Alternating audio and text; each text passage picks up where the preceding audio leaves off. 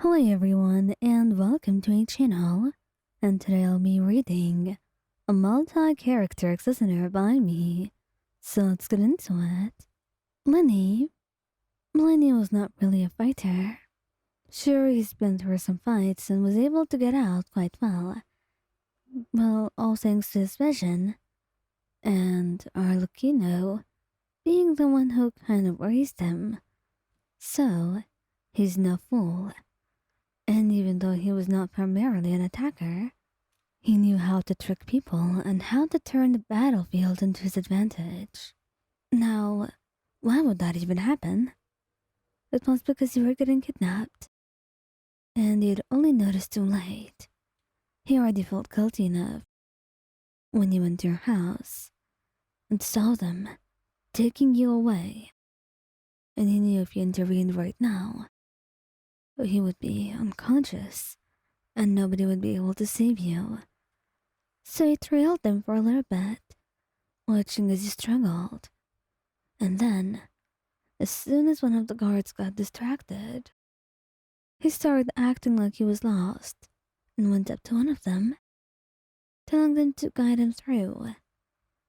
And soon, as they got a little bit distracted with what he was telling them, the yarn that he was spinning was working, and they completely got absorbed into his story, and he was able to snatch you away.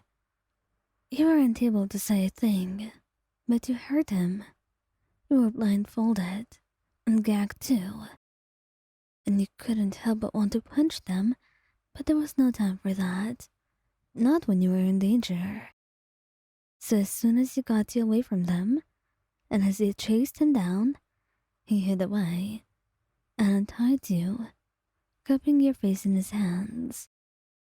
Are you alright, Mayan? Yes, I am. He came for me, Lyney. Thank you. You saved my life. You tell him, but he shakes his head, kissing you sweetly. There is nothing to thank me for, I promise. I'm just glad that you're alright. Well, I guess those new recruits do not know me, but I'll tell our Lucina about them.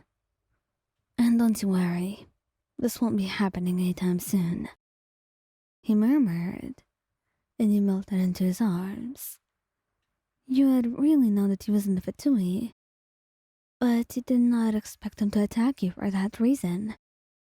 Maybe it was the fact that the two of you were not publicly a couple yet, but that would be an issue that would go away soon. And as you went with him, holding his hand, he looked at you. I'm so glad that you're safe, Mayan, and I promise I'll keep on protecting you, so there's really nothing for you to be afraid of, he says, and you smile softly at him. And I'm not really afraid of anything when I'm with you. You make me feel safe, Lyney, so I'd say you're doing that duty quite well.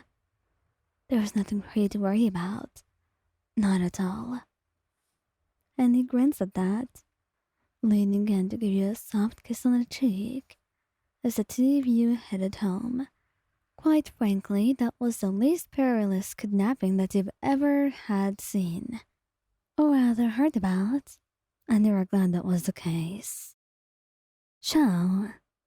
Xiao was wearied out when he went home very late and did not spot you there. But he wondered if you could be just on an outing with some friends. But then, as his worries got the best of him, he found himself going around Liyue and then visiting your friends as he passed, teleporting to some of them. And as it turns out, you weren't with anyone or anywhere he knew that you would like to be. And that's when he knew something was awfully wrong, and he had to keep looking. And look he did, until he happened to pass by some travelers, or at least people who looked like they were travelers, with some Fatui, or maybe they were in disguise, because he heard their conversation. They seemed to be talking about something collectively. And then, he spotted you between them. and the way you were screaming and struggling, telling them to let you go. And the anger that raged within him that moment, it was indescribable as he jumped from his spot, teleporting behind them.